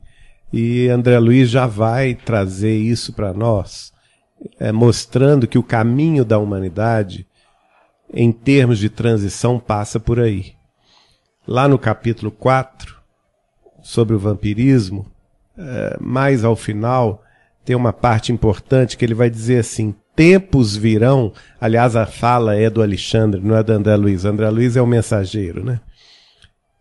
O Alexandre vai dizer, tempos virão para a humanidade terrestre em que o estábulo, como o lar, será também sagrado. Isso aí é muito bonito, né? Essa frase é muito linda. E um pouco antes ele vai dizer, aconselhando, o André Luiz pergunta sobre a busca de recursos proteicos para a nossa alimentação.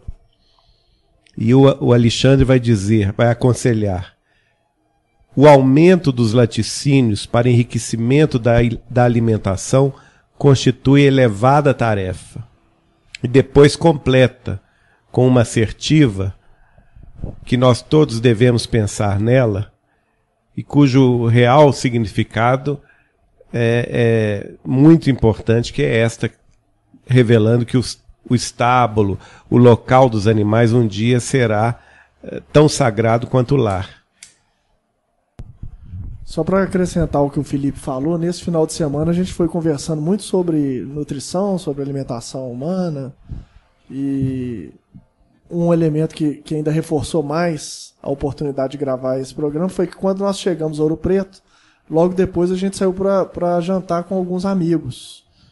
E nos foi apresentado um diretor da Google. E ele falou que o presidente, um dos donos da Google, Sergey Brin, chama, investiu alguns bons milhões de dólares numa pesquisa de impressão de proteína, de carne, feita em laboratório. Então, ele basicamente, pelo processo que ele descreveu lá, que eu não me recordo detalhadamente, mas isso aqui, uma colônia de bactérias produzem proteína, né, produzem tecido semelhante à carne, né, material semelhante à carne, em laboratório. E que há expectativa de que isso no futuro possa ser produzido em larga escala para vir eventualmente a substituir a necessidade da matança dos animais para a obtenção desse produto. Esse é o futuro. Não é expectativa, não, esse é futuro. Já está acontecendo, né? Só que está ainda em fase de implementação, de pesquisa. Né? Ainda não ganhou a escala, mas vai ganhar a escala. Que seriam, por exemplo, você mesmo colocou um vídeo sobre isso e nós já tínhamos conversado antes, em outros episódios.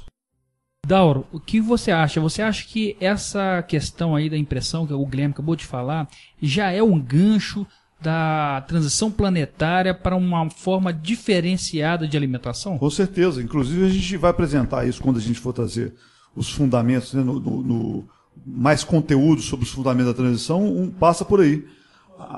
A mudança, nós vamos colocar o vídeo, inclusive, mostrando isso, um responsável, junto com o pai dele, parece que são sócios, e estão envolvidos com essa nova indústria, que é a indústria de engenharia de tecidos, né?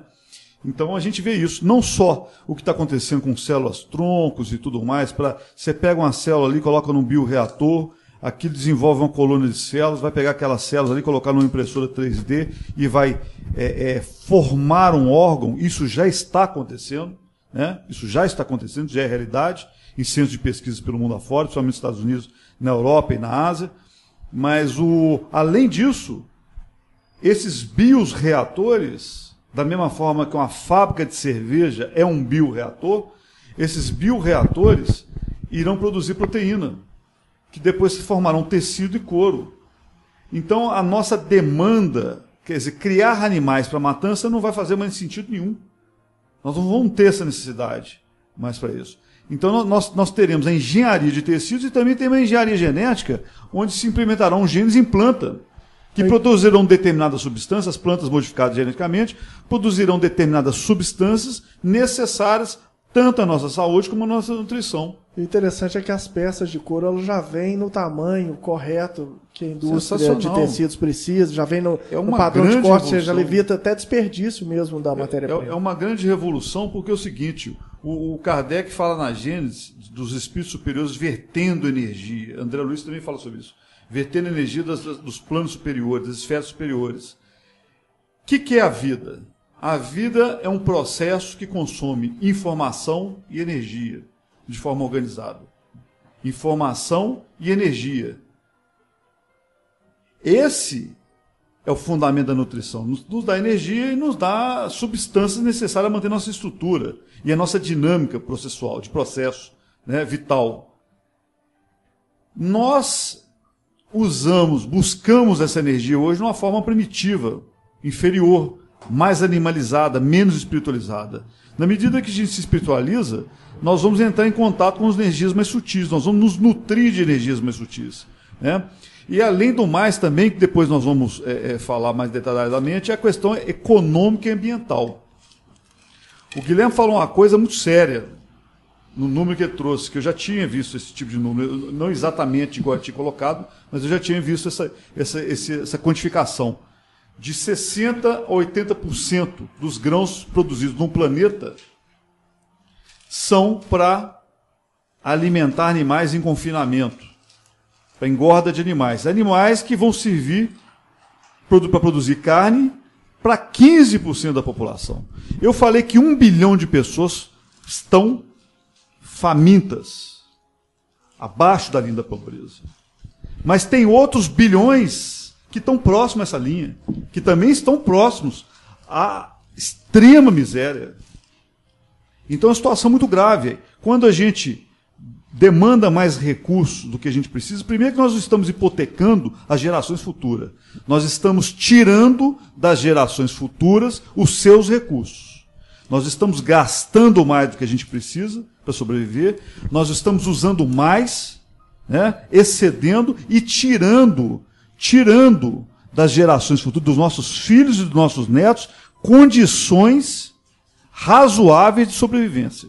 Então, a questão da demanda, a questão econômica, quando você traz esse número de 15%, quer dizer, de 60% a 80% dos grãos produzidos, que é um absurdo no mundo, sendo usado para nutrição animal, que vai gerar proteína, essa indústria da matança, para 15% da população mundial ter acesso à carne. Porque a grande maioria da população mundial não tem acesso à carne rotineiramente. Muitos até não têm quase nada. A grande maioria não tem. Então você vê, por exemplo, a questão da conversão de energia. O Sol inunda o planeta de energia. Essa energia é absorvida pelas plantas através do processo fotossíntese, que é um processo quântico. É absorvida essa energia. Você tem uma grande perda já. A cadeia de energia. Você já perde coisa de, uns falam 80%, 90% da conversão. Vêm os herbívoros, comem as plantas, então você já tem também mais uma perda.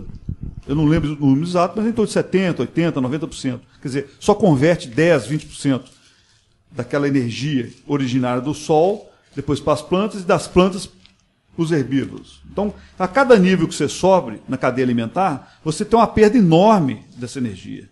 Aí vem os animais, os carnívoros, que vão se alimentar dos herbívoros. Você perde também 80%, 90% daquela energia que estava no reino dos herbívoros. Né? Então, olha o tanto de perda. Você tem demanda de terras, desmatamento desenfreado.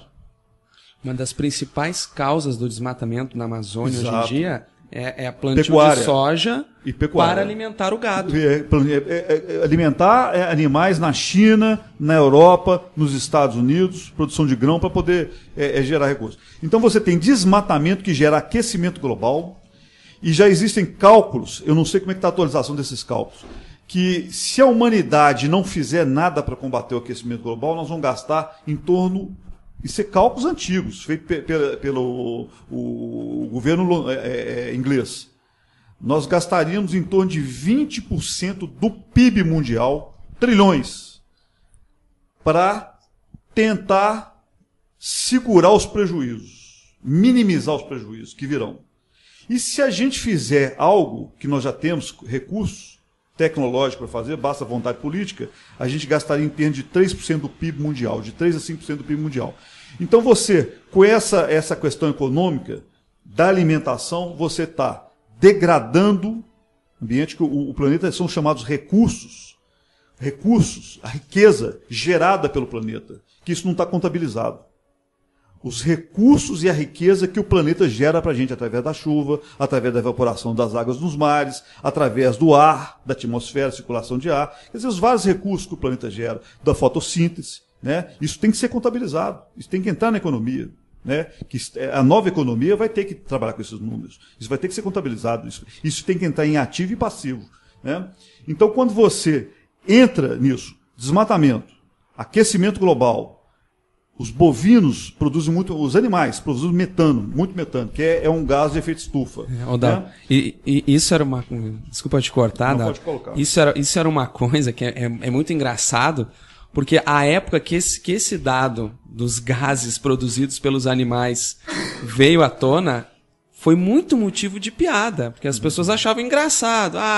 Né? Quer dizer que da vaca. Exatamente, né? Era muito ridicularizado. E o arroto também. E hoje em dia se vê como isso é muito sério, porque o metano é muito mais poluente do que o CO2. 50% dos gases de efeito estufa, principalmente do gás carbônico e do metano, são provindos da pecuária bovina, sem falar das outras. E 75% do desmate na Amazônia hoje, que você estava falando, e 56% do desmate no Cerrado, estão associados à pecuária hoje em dia. Isso é muito impressionante, porque essa destruição ela tem prejuízos seríssimos. Processo de desertificação de terra, geração de aquecimento global, extinção de biodiversidade, que ali numa planta que está sendo extinta ou no animal, ali pode estar a cura para um câncer, para um processo sério, entendeu? E mesmo até para novas descobertas de processos de recursos que a gente pode demandar no futuro. Aquela molécula ali um dia pode ser usada ali como referência para desenvolver novos produtos, entendeu?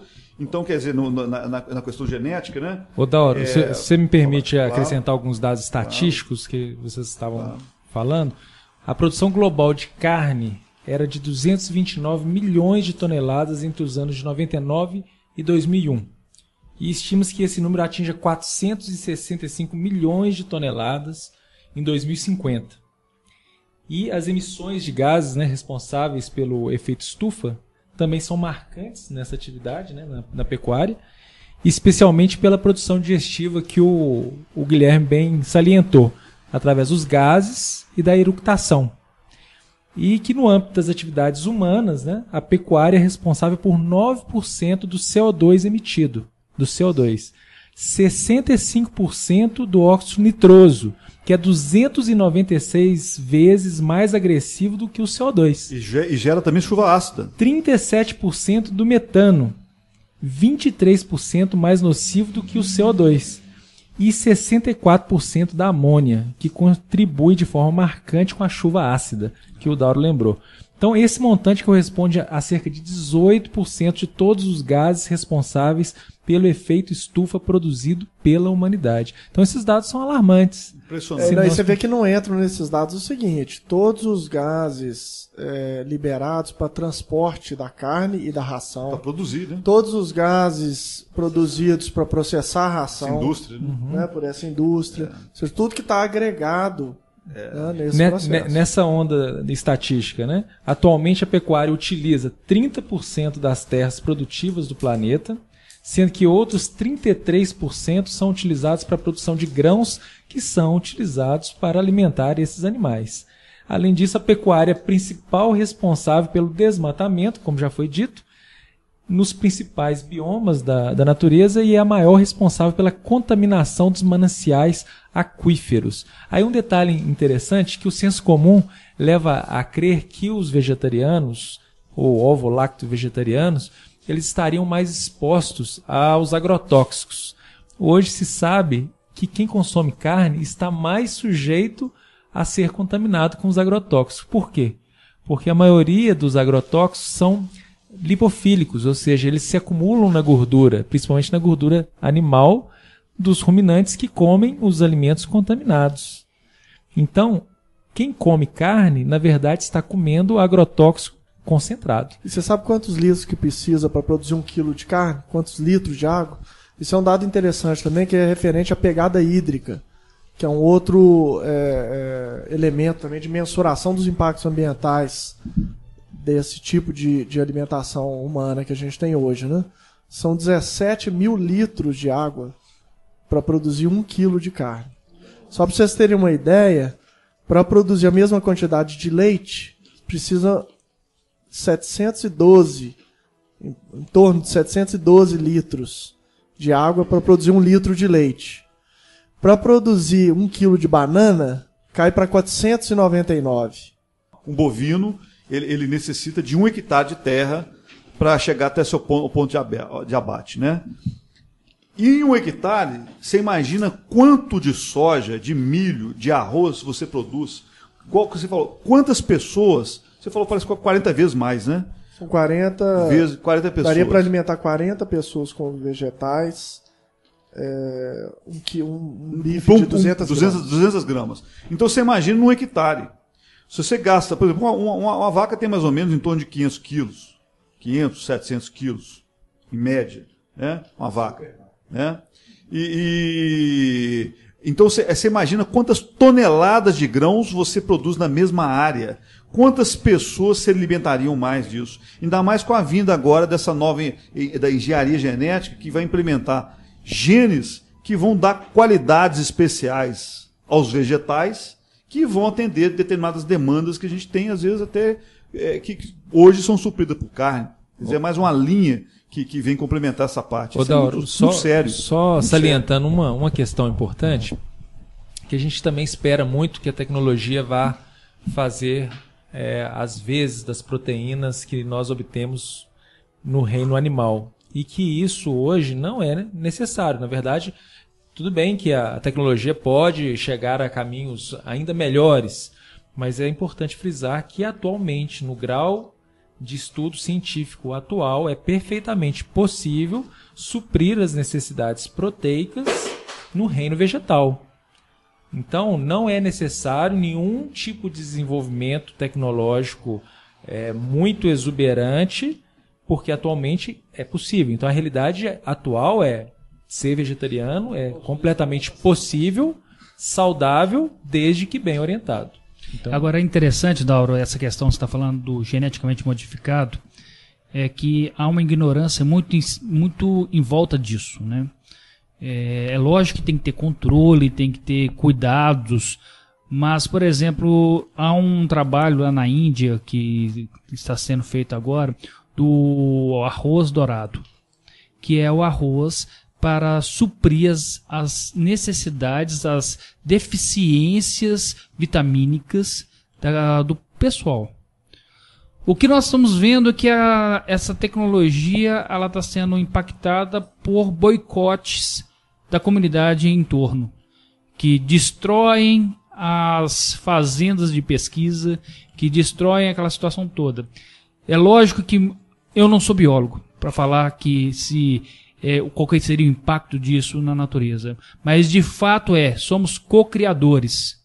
E, nesse sentido, nós espíritos entendemos, e assim, de uma forma mais profunda, que Deus nos dá a possibilidade e nos convida de co-criar juntamente com Ele, para que tenhamos não só alimentos, mas outras coisas. Mas como nosso programa, nosso episódio de hoje é sobre alimentação, nós vemos muito essa questão. Como que você vê isso, Dauro?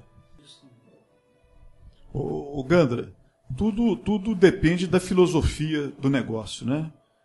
Qual que é o objetivo? Lucro, ganhar, um empreendimento, uma empresa, se beneficiar exclusivamente disso, ou o objetivo é trazer um bem coletivo? De forma séria, com pesquisas sérias que visam o bem coletivo, né? De uma forma bem conduzida, né? A verdadeira ciência voltada para produzir o bem, para produzir melhoria para a humanidade, e não para um sistema econômico, para um modelo econômico, onde uma minoria é que ganha, né? E ganha, às vezes, lançando mão de determinadas manipulações, inclusive até em relação à tecnologia, em relação à genética, ou também financeira, né? Para ter a maximização do seu lucro. Mas eu acredito certamente nisso, o intelecto humano, a sabedoria humana, para poder resolver a Revolução Verde na década de 60, 50, que ajudou a fazer uma grande produção de alimento no mundo, né? E estão falando uma nova Revolução Verde. Ela foi fundamental isso, foi a inteligência humana, através de defensivos agrícolas, através de novas formas de cultivo e tudo, de seleção de sementes, que ajudou a maximizar a produção, né, o ganho por hectare. Isso é importantíssimo. Agora a genética está vindo ao nosso encontro favorecer isso aí. Dauro, vocês vão lembrar que eu publiquei no Portal Saber aí do Facebook um quadro muito interessante mostrando que todo o alimento consumido pela humanidade inteira, o alimento industrializado, se a gente for às fontes, todo ele se resume em apenas 11 empresas multinacionais. Então a concentração de poder hoje em dia na questão alimentícia na mão dessas multinacionais, norte-americanas, suíças, europeias de uma forma geral, é muito grande. Muito. E muito dependente da alimentação animal. Pois é. Agora, todo esse poder, toda essa concentração de mentes brilhantes que estão na condução dessas organizações, desses laboratórios de pesquisa, poderiam muito bem estar a serviço de pesquisas de outra fonte alimentícia. Eu me lembro uma vez que, conversando com o Chico Xavier sobre isso, em Uberaba, ele me disse: Geraldinho, a resposta da nova civilização vem do mar. A base alimentícia da humanidade regenerada vai buscar as algas. Já ouvi falar isso de algas. Isso eu ouvi dele, não é? Agora, o interessante, Geraldo e o Gandra, a questão é o uso. Por exemplo, a dinamite, o avião. O avião, ao mesmo tempo que ele serve como artefato de guerra, ele serve para transportar recursos, riqueza, né, remédio, doentes. A dinamite, ao mesmo tempo que ela ajudou a abrir uma estrada, cortar fazer um túnel e tudo, ela foi usada para a guerra. Então o problema é o seguinte: o problema não é do recurso ou da tecnologia, o problema é o uso que se faz da ciência e da tecnologia, né? O bom uso ou o mau uso, aí é uma escolha humana, né?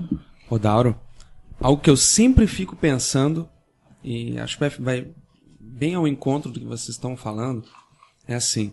E estava me lembrando aqui de um outro livro do André Luiz, né, do Espírito do André Luiz, se não me engano, o livro Libertação, em que o André Luiz sai acompanhando um médico no carro e um enfermeiro era um acompanhante espiritual que amparava aquele médico. Né? E o André Luiz fica muito surpreso. E esse enfermeiro, que era um amigo espiritual, né, que amparava, que auxiliava aquele médico nos trabalhos, ele conversando com o André Luiz fica tão surpreso e o enfermeiro diz assim: se os médicos orassem. E eu sempre fico pensando na questão do desenvolvimento da ciência, até mesmo uma questão polêmica, mas aí não vamos entrar agora, que já dá um outro podcast, a questão de testes em animais. Eu fico pensando, se nós nos dirigíssemos para a ciência, se nós nos dirigíssemos para a produção de alimentos, se nós nos dirigíssemos para a economia de forma ética, sensibilizados, buscando o bem da coletividade, como tu falou antes, essas energias que jorram do alto, será que nós todos não captaríamos de forma muito mais forte, mais intensa, a inspiração do plano superior para nós descobrirmos novas formas de produção de alimento, novas formas de alimentação, né? Nessa humanidade que está se regenerando aos poucos? Jesus fala, cada um segundo suas obras, né? Tem uma questão aí, Felipe, que é esse mundo novo, que a gente tem que falar da transição, né? Afinal de contas, nós estamos numa transição. No livro 50 anos depois, mais para o final do livro, quando o Elvídio Lúcius vai em busca da filha Célia, que ele havia expulso de casa, depois se arrependeu e vai atrás dela, sem saber, ele a reencontra no monastério, lá no Egito. Só que ela estava na personalidade do irmão Martinho, não é? E ele se encanta, ele que era dedicado ao cultivo da terra e da pecuária, nas proximidades lá da ilha de Capri, ele se encanta com o entorno ali daquele monastério que era cuidado pelo irmão Martinho, com a beleza da vegetação e também a beleza do convívio dos animais ali, um convívio alegre dos animais. Aí ele pergunta ao irmão Martinho o que diferente, porque ele não tinha visto aquela harmonia toda, aquela harmonia na natureza tão grande. Ele pergunta ao irmão Martinho qual que era o segredo, né? E o irmão Martinho vai dizer: não sei. Aqui tão somente amamos muito a terra. Nossas árvores frutíferas nunca são cortadas, para que recebamos as suas dádivas e as suas flores. Os cordeiros nos dão a lã preciosa, as cabras e as jumentas o leite nutritivo, mas não os deixamos matar nunca. As laranjeiras e oliveiras são as nossas melhores amigas. Às vezes, à sua sombra, que fazemos nossas preces. Nos dias de repouso, somos aqui uma grande família, e os nossos laços de afeto são extensivos à natureza. Esse é o mundo de amanhã, em que a natureza será considerada nossa irmã. Lembrando aí o Francisco de Assis, o irmão Sol, o irmão Lua, irmã Lua, o irmão animal, enfim. Nós temos que caminhar nessa direção. E também tem uma outra questão, que essa é a transição aqui da Terra. Mas tem a outra questão também, que é a transição da morte, que é a transição da desencarnação, que a gente não está considerando aqui nesse episódio, mas que numa mensagem também bastante polêmica, o Chico recebeu do espírito de Humberto de Campos, cujo título é Treino para a Morte. E num trecho dela, ele vai dizer assim: o lombo de porco ou bife de vitela, temperados com sal e pimenta, não nos situam muito longe de nossos antepassados, os tamoios e os caiapós que se devoravam uns aos outros. Comece a renovação de seus costumes pelo prato de cada dia. Diminua gradativamente a volúpia da carne, a volúpia de comer carne dos animais.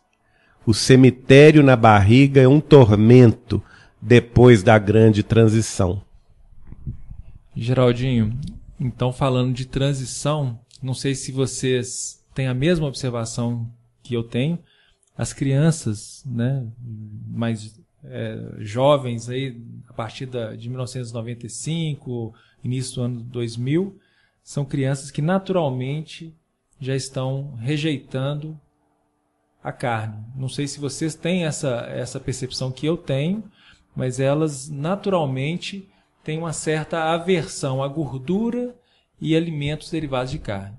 Então, eu que na minha infância fui estimulado, né, que ganhei uma espingarda de chumbinho para matar passarinho na fazenda, que hoje isso é inadmissível. Acho que poucos de nós, né, cometeria algo desse tipo, justamente pensando na questão dos animais. E aí quando eu vejo a minha filha ou a filha dos nossos amigos naturalmente diminuindo a ingestão de carne, mesmo que a gente às vezes os forcem a comer, ou seja, talvez nós estejamos no caminho contrário da transição planetária. Então nós devemos aprender com nossas próprias crianças, que na verdade são espíritos velhos que estão querendo nos ensinar alguma coisa. Então são esses exemplos que vão servir para a nossa reflexão. Se nós não aprendermos e não nos sensibilizarmos com isso, a informação vai chegar até a gente e nós não vamos percebê-la. Para essa sensibilização, eu vou sugerir um livro extraordinário de nossa amiga Ivênia Prada, que é veterinária, médica. O título é A Questão Espiritual dos Animais. Ela vai abordar todos esses assuntos. É uma edição da Folha Espírita, a editora Fé de São Paulo. Excelente livro, recomendo a todos. E a gente gostaria de pedir a palavra aí dos nossos amigos do Sul, agradecer a presença deles, a presença do Felipe Mascarenhas, da Vanessa e da Janaína, que também participou da nossa série, né, desse episódio. Janaína, agora não tem jeito. A gente sabe que entrou uma vez, não sai. Então você agora é uma tarefeira e espero que seja recorrente aqui nas nossas gravações. Bom, pessoal, eu quero agradecer demais por estar participando desse episódio, mas também pelos dias que eu passei aqui em Belo Horizonte, em Pedro Leopoldo, aqui em Minas Gerais, estreitando os laços, né? Encontrando os amigos que a gente faz muitas vezes só virtualmente, só pela internet. Então a gente se encontra. Mas agradecer também por ter participado justamente desse episódio. Sobre alimentação. Nós falamos tanto aqui sobre... Falamos de alimentação em geral, mas falamos bastante sobre o vegetarianismo. E eu, um gaúcho de Porto Alegre, né? O estado que mais...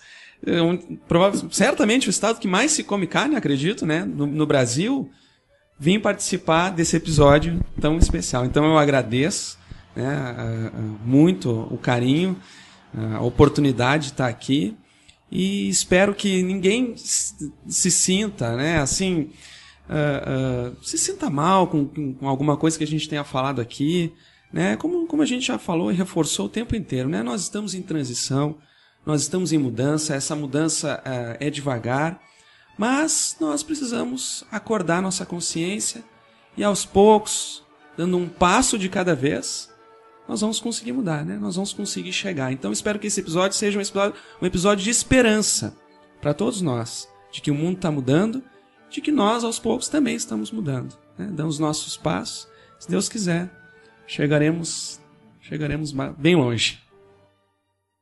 Quero agradecer pela oportunidade de participar do Portal Saber e agradecer pela acolhida. Vou sentir saudades.